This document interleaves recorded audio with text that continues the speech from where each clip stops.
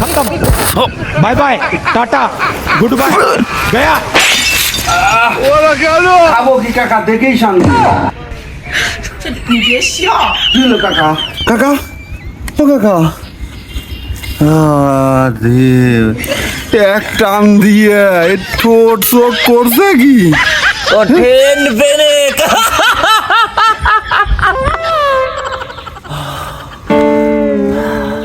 আপনি যে কি খায়া খায়া কি করছেন ঠোঁট একবারে যে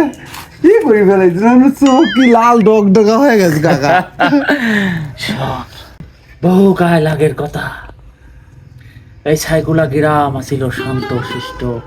সুন্দর মনোরম পরিবেশ আমরা তখন ছোট রেখেতা তাই নাকি কাকা এই এলাকায় বসবাস করতো অনেক গণ্যমান্য মানুষ আমরা মুরব্বী গাড়ি দেখলে সালাম দিছি ছোটরা আমার গাড়ি দেখলে সম্মান করেছে এখন আর সবের কিছুই নাই রেখেতা আমিও তো এই পথে আসিলাম না রেখেতা এই যে এলাকার কিছু মানুষ টাকার সাথে মিশে আমি এরম হয়ে গেছি আব্বা কইতে আমি যে আব্বা 10টা টাকা দেন স্কুলে যাব আব্বা টাকা দিত সেই টাকা নিয়ে যায়া বন্ধুগারের সাথে বসে বিড়ি খাইতাম কোন থেকেই শুরু তাহলে কি কাকা কবির চাচ্ছেন আগেকার মানুষজন কি নিশা করতো না তারা ভিন্ন থাকতো তারা কোনোদিন ভদ্র সমাজে আসতে পারে নাই কিন্তু এখন এলাকায় নেতা বাইরে গেছে রে গাদা তারা শেল্টার দিয়ে দিয়ে এলাকায় এসব কার্যক্রম করাচ্ছে নাহলে তুই কোনোদিন কারোর ক্ষমতা আছে এই সাইকেলের মধ্যে এত সুন্দর একটা গ্রামকে নষ্ট করে আগে সন্ধ্যা লাগলেই বাতি ডালিয়ে পড়বে বসতে মেঘাদা কারেন্ট চলে গেলে সে কি যে আনন্দ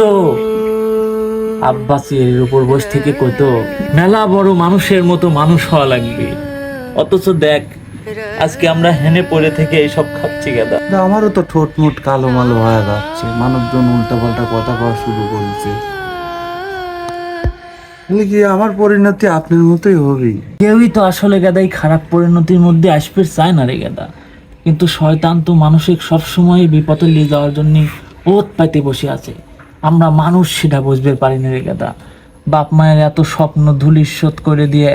আমি চলে আসলাম এই লাইনে আব্বার উপদেশ আমার জীবনে রয়ে গেছে কিন্তু আমি তা পালন করতে পারি নাই রে গাদা যার জন্যই আমার আজ এই করুণ পরিণতি এর মধ্যে অবশ্য ভালো লোকও আছে কিন্তু সেই ভালো লোকেরা থেকে তো কোনো লাভ নাই রে গাদা তারা সমাজের কোনো কামেই আসে না এলাকায় যারা গণ্যমান্য ব্যক্তি আছে এরা নাকি সর্বদা সমাজের উন্নয়নে কাম করে রে গাদা আমি তো সেই উন্নয়ন দেখি না রে গাদা তারা যদি উন্নয়নই করবি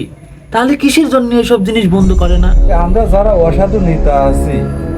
উন্নয়নের কথা করছেন আমরা সবসময় চিন্তা করি আমাদের পকেটে আমাদের বাড়ি ঘরের কিভাবে কাক মারিয়ে কাক বিপদে ফেলায়া কার কি বিচার সালিশ করিয়া কিভাবে টেকা দেবো এই ধান্দাই করি তাহলে তোগারে নিতে হয় লাভ কি তোরা এলাকার উন্নয়নে তো কোনো কামেই আসিস না তোদের মতো এলাকার নেতাগারে কিনা মানে আমি তো মানি না কাকা আপনি না মানলে কি বহুত মানুষ আছে আইসা হাতের ভিতর টাকা পয়সা ঢুকো দিয়ে আমার এই করে দাও সব 2 নাম্বার আবার বহুত চালপাল আছে একটু মাল খাওয়ার জন্যই 5 ঘরে তোরা কি মরবুলা মরা তো একদিন সবারই লাগবে রে গাদা আল্লাহর কাছে একদিন সকলেরই হিসেব দেওয়া লাগবে সেদিন কিন্তু তোরা নেতারা ধরা খাওয়া যাবো রে তুই শুনিস নেই নেতাগারে সবচাইতে বেশি জবাবদিহি করা লাগবে কারণ পুরো এলাকা তাকারে দায়িত্বে থাকে সুন্দর সমাজ এত সুন্দর এলাকা তোরা নষ্ট করে ফেলালো আজ হেনে গাঁজা খাচ্ছে আজ হনে গাঁজা খাচ্ছে স্কুলের মেয়ে সাল পাল রাস্তা দিয়ে ঠিক মতো যাবে পারতেছে না আজ হয়তো আমি তোগারে বিপক্ষে গেলি তোরা আমার বিচার করবে পারবো না কিন্তু তোগারে বিচার করবে কিনা তোগারে বিচার করার জন্য মালিক আছে রে মলিপারে তোগারেও হিসেব দেওয়া লাগবে তাহলে আপনি এটা বাদ দিয়ে দিলেই তো কেউ আর জিনিস পায় না বছর খানেক আগের কথা রেখে তা জহির মেম্বারের বেটা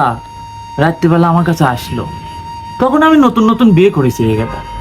আমি চিন্তা ভাবনা করলাম এই পাপের জগতে আমি আর থাকবো লয় আমি করলাম গেদা আমি আর বেশি নেই আমি ভালো হয়ে গেছি ও বিশ্বাস করলো না ওরা আমাকে পুলিশ দিয়ে দিল 6 মাস আমি জেল খাটে আসলাম জেল খাটে এসে দেখি বউটাও আমাকে ছেড়ে চলে গেছে তারপরে আমি আর কি করবো গেদা ক আমি যতবার এইসব ছেড়ে দেওয়ার চেষ্টা করেছি ওরা আমাকে নির্যাতন করেছে জোর করে করে আমাকে লিয়ে আসাইছে আমি ছেড়ে পারিনি রে গাদা এই এলাকার মানুষ আমাকে ভালোভাবে দেয় না। জীবনে যদি একখান সুযোগ পাইলাম না রে গাদা, সেই আগের দিনে ফিরে যাবে, তাহলে আমি সত্যি ভালো হয়ে গেলাম না রে গাদা, আমি সত্যি ভালো হয়ে গেলাম না। কাকা এই ভালো হওয়ার সুযোগ আমি আপনাকে করে দেবো, আপনি ভাইসতে করে দিবি,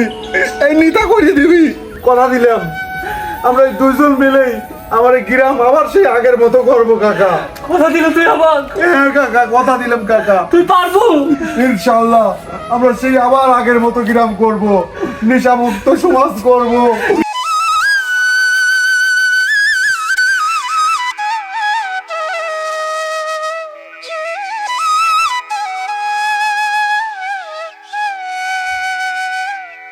আমার পেছনে যে বাড়িটা দেখতে পাচ্ছেন, এই বাড়িটি আমার দাদু আতা হোসেন মাস্টারের। উনি এলাকার অনেক স্বনামধন্য মানুষ। ওনার ছেলে আমার আঙ্কেল দীপু আহমেদ, ওনাকে স্বপন নামে অনেকে চেনেন। উনি ইন্তেকাল করার পর থেকে এই বাড়িতে তেমনভাবে কেউ থাকে না। অথচ এলাকার এখন বর্তমান যা পরিস্থিতি আপনারা সকলেই অবগত আছেন। এলাকায় আমাদের এখানে গার্লস স্কুল আছে, পাশাপাশি আশেপাশে অনেক এলাকায় জঙ্গল এবং মানুষ শূন্য। সে সকল জায়গায় অনেক অসাধু মানুষ এসে নেশা সহ অনেক রকম ক্রাইম করে থাকছে। মাঝে মধ্যে অপ্রীতিকর বিভিন্ন ঘটনা ঘটছে। আমরা চাইবো আমরা এলাকার যারা আছি ভাই ব্রাদার সবাই মিলেমিশে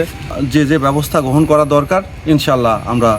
গ্রহণ করব। আমাদের এলাকা নষ্ট করার মূলে যারা আছেন আমরা সকলকেই চিনি।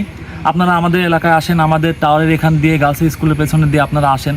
এবং এসে আপনারা নেশাভান করেন। আমরা সব কিছুই অবগত আছি, আমরা এতদিন কিছু বলিনি, কিন্তু আমরা যে এখনো চুপ থাকবো এমনটা নয়। এটা আসলে যে গেটের উপরে ছিল। আমাদের এলাকায় যতগুলো গ্রাম আছে প্রায় সবগুলো গ্রামেরই নষ্ট ছেলেপেলেরা যারা নেশা করে তারা এখানে আসে,